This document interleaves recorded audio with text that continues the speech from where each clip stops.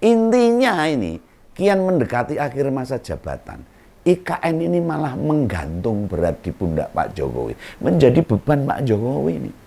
Ya karena ya ingin sesuatu.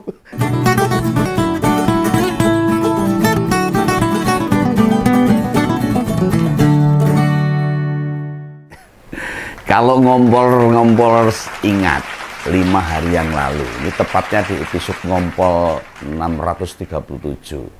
Om Begawan sudah kupas bahwa presiden pengganti nanti nggak akan fokus pada IKN itu.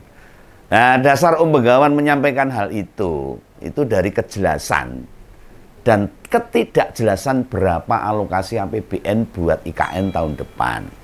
Nah, ini dasar awalnya. Waktu itu yang ngasih keterangan Bu Sri Mulyani loh, Mbak Ani loh.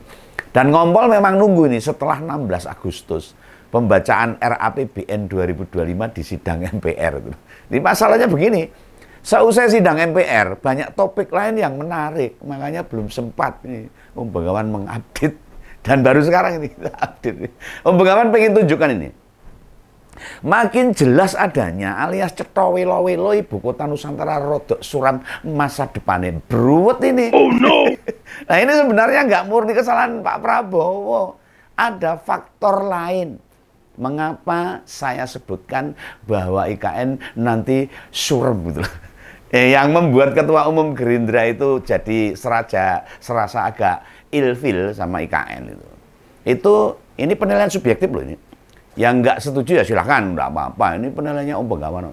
Makanya saya akan mengupas janji-janji waktu kampanye Pak Prabowo waktu itu. Nah, janjinya yang pertama kan akan melanjutkan program Presiden Jokowi toh. Nah, kalau program Pak Jokowi yang termasuk IKN. Nah, ini akhirnya sulit terbukti.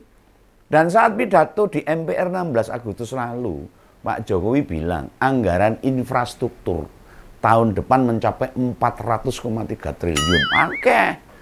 Itu berapa persen dari APBN yang akan digulirkan tahun 2025. Jumlah tersebut sudah mencakup kelanjutan pembangunan IKN. Berarti anggaran IKN sudah ada di situ, dicantol kayak gitu lah. Lah pas pidato itu agak curiga juga ini.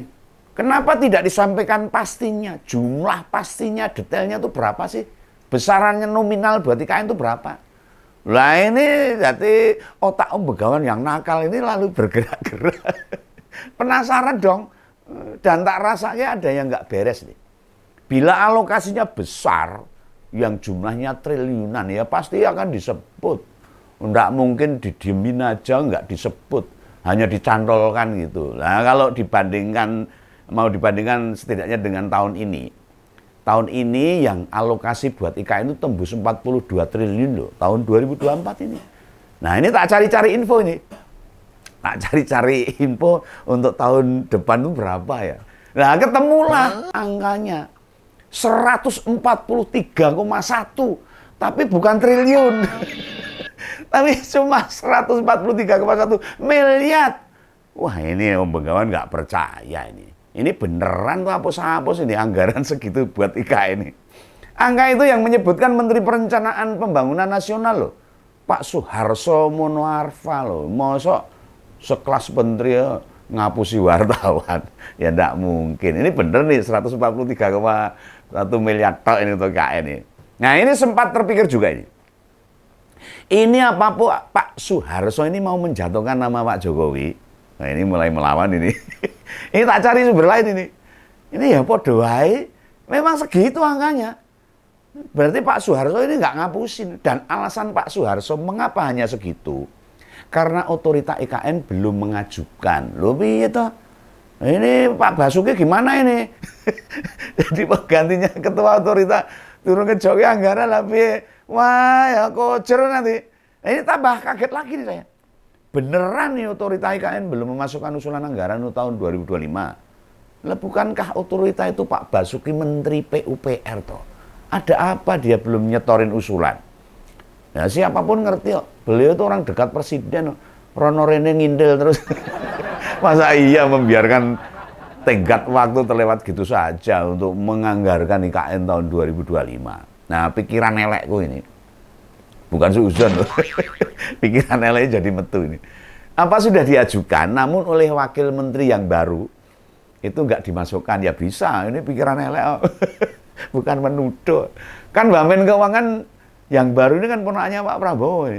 Ya ini mau pikiran selintas saja, bukan menuduh itu loh. Dan memang perlu di cross check ke Pak Bas dulu. Tapi sayangnya nggak nemu info juga pegawai. Mengapa Pak Bas belum mengajukan? Tak cari-cari, tak korek-korek, belum ada, keterangannya belum ada. Atau sudah mengajukan namun dicoret, ya bisa. Orang penting. Lah Pak Jokowi sendiri yang lupa untuk memasukkan anggaran untuk IKN tahun depan. Memerintahkan Pak Bas mengajukan anggaran. Ya soalnya sibuk ngurus Golkar. Gerasi Golkar. Ya bisa jadi ini. Nah, sekali lagi nih, bila berdasarkan yang disampaikan Menteri Perencanaan Pembangunan, nominal hanya 143,1 miliar. Ya itu mau cerita, nggak ada apa-apanya. Dengan anggaran yang segitu gedenya untuk pembangunan IKN. Lah gimana ibu kota yang baru ndang rampung, nih alokasinya cuma sakcerit itu. Apa iya IKN mau jadi hambalang kedua, mangkrak sampai sekarang? Ya mbok yo jangan. Duit kesana ya wis 75 triliun loh. Nah secara pribadi nih Begawan setuju pindah ke ibu kota sana, setuju. Biar Jawa rada aman nyaman orang macet loh. Nah tapi mestinya duitnya itu sebelum untuk membangun IKN harusnya loh. Kalau pindah saya setuju. Tetapi prioritasnya itu harusnya itu benahi dulu tuh kesejahteraan rakyat. Amargo karena ini masa susah ini bagi masyarakat ini. Tapi bukan berarti loh anggaran yang sauprit semenuh itu bagikan kita ngisi truk tangki pakai gelas air mineral loh. Tangkinya gede, ngisinya nganggo gelas cilik gitu. Nah sekarang anggaran ini kayaknya segitu banyaknya nih anggaran macet kapan ini rampungnya itu. Nggak bisa jadi loh, IKN memang bukan prioritasnya Pak Prabowo. Ya seperti yang ngomongin Kupas kemarin. Namun bagaimana dengan janji-janji kampanyenya Pak Prabowo kalau itu bukan prioritas? Bahwa dia akan melanjutkan program-programnya Pak Jokowi termasuk IKN. Lah sikapnya pada IKN jelas loh. Tapi kok nggak ada anggarannya? Itu yang Om Begawan tanyakan dan saya sanksikan. Bahwa IKN itu bukan menjadi fokus programnya Pak Prabowo. Yang kemarin-kemarin bilang mau melanjutkan. Nah, buktinya mana? Bar hari ulang tahun di IKN Pak prung ora digagas. Nah, ini di sisi lain ada informasi yang disampaikan Pak Zainal Fatah itu. Beliau ini Sekjen Kementerian PUPR. Tahun depan anggaran buat IKN katanya 4,13 triliun. Wow. Tapi ini untuk penanganan banjir di IKN. Karena kemarin IKN sekelilingnya banjir bandang kok. Oh, sing penak IKN untuk dhuwur. Tapi masyarakat kebanjiran. Nah, tapi jangan dikira. Meski lokasi calon ibu kota itu semula hutan, sekarang banyak genangan air. Ya pasti karena banyak pohon-pohon dibabati, penyerapan air jadi berkurang. Nah, iya toh. Saluran irigasi mungkin juga belum terintegrasi. Tata kotanya masih belum jadi, makanya timbul banjir. Maka besok tahun depan itu anggarannya 4,13 triliun hanya untuk penanganan banjir. Nah, jika pun anggaran 4,13 triliun buat IKN, itu dari duit infrastruktur yang jumlahnya 400 triliun tadi loh. Kan itu setara hanya 1%. Loh kecil banget loh. Kalau untuk melanjutkan IKN membangun berkelanjutan. Tahun ini 2024 itu dapat 42 triliun. Tahun depan cuma 4 triliun. Lah kok anjlok banget. Ini jane tenanan orang yang bangun IKN ini. Ini loh yang sering dibahas sebelum Pilpres. Terutama bagi yang anti pasangan Anies sama Pak Caimin. Ini bukan berarti Om Begawan pilih Pak Anies loh waktu itu loh. Dalam Pilpres enggak. Nah, katanya milih Prabowo supaya ada kelanjutan IKN. Nah, jari Pak Anies kan anti IKN. Nah, coba jelaskan. Nah, pada bersuara ini, nasib duit rakyat yang sudah mengalir ke Kalimantan Timur. Apa ya gur dadi nglumut wae nanti kalau bangkrak ini. Nek mandek kan ya bangunannya bakal berlumut kayak Hambalang toh. Padahal ini IKN ini ambane ora umum ini. Dan bertingkat untuk pembangunannya. Nah terus juga itu rencana perpindahan ASN dengan berkurang drastisnya anggaran. Apa fasilitas pendukung jadi bisa tersedia? Orang gampang nih. Tanya aja itu para ASN pemerintah pusat. Bila alokasinya jadi mungil begitu, beneran mereka bersedia pindah ke IKN ini. Ini Om Begawan jadi bertanya-tanya nih. Om Begawan jelas gak yakin. Banyak yang berpikir ulang.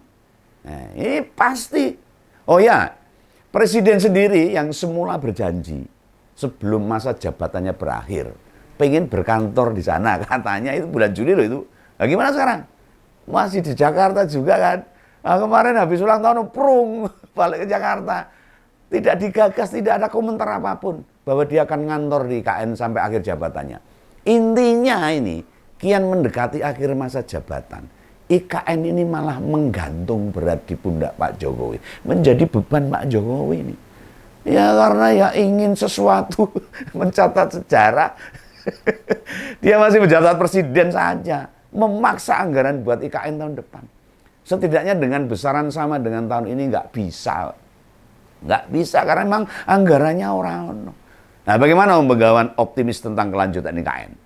Lawang anggaran makan bergizi 71 triliun aja langsung beleng. Hah? Programnya Pak Prabowo itu. Dianggarkan langsung. Nah hal-hal begini nih yang membuat Jokowi butuh partai besar. Buat bertarung nanti di Senayan. Buat bernegosiasi. Buat merealisasikan yang dia impi-impikan. Ambisinya di satu sisi baik. Tapi apakah pernah mempertimbangkan dampak ambisi itu yang memporak-porandakan banyak hal? Pak Jokowi harus memahami situasi ini. Nah, Om Begawan juga nggak yakin kok. Gibran sama Kaisang diajak bicara serius masalah ini, lalu diajari berpolitik. Diceritakan apa tujuan besarnya? Tujuannya Pak Jokowi mungkin nggak diceritain. Langkah apa yang mesti harus diambil nanti sebagai wakil presiden. Nah, ini pandangan Om Begawan. Kenyataannya ya orang tahu ngomong-ngomong. Nah, secara perlahan di berbagai media sosial ini, pendukung presiden sudah banyak yang diam. Mungkin ya mundur resign, ya kadang-kadang mbuh itu, ragu-ragu, nggak bersuara. Ini maksudnya pendukung Pak Jokowi yang masih bertahan loh. Kalau yang lain ya sembuh, belasa-belasa, karuan. Bukan yang sadar sejak sebelum Pilpres. Banyak pendukung Pak Jokowi sudah sadar, salah ini, kita dukung. Apa yang model beginian yang mau dibela? Ayo dong sadar nih. Buka pikiran kalian.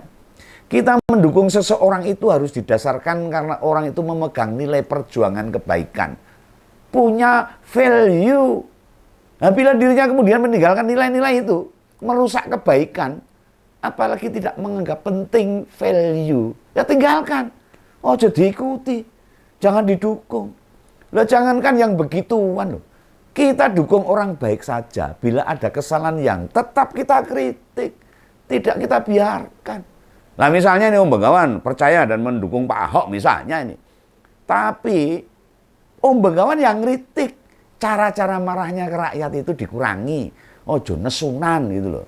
Marah sama maling sama rampok duit negara monggo. Koruptor dimarah diunek-unek monggo tidak apa-apa. Tapi pada rakyat harus sabar. Di situ poinnya. Jadi jangan salah ya. Yang mesti kita lihat apa perbuatannya, apa keputusannya, dan apa perilakunya. Bukan orangnya. Nah contoh nih Pak Prabowo. Orang yang nggak tak pilih waktu Pilpres. Jika mengalokasikan dana buat IKN tahun depan, ya kebijakan itu harus tak acungi jempol. Yang tak dukung itu kebijakannya Pak Prabowo. Lah dia pemimpin negara akhirnya presiden saya juga. Bila berbuat baik, ya Om Begawan mesti support Pak Prabowo. Tinggal sekarang dipikir nih, gimana nih supaya IKN nggak mangkrak, nggak jadi hambalang jilid kedua. Duit yang sudah dikucurkan di sana tidak sia-sia, nggak mubazir. Ya ini terserah Pak Prabowo, maunya apa loh, gitu loh. Inilah kalau Om Begawan, sampai jumpa di lain kesempatan. Dadah.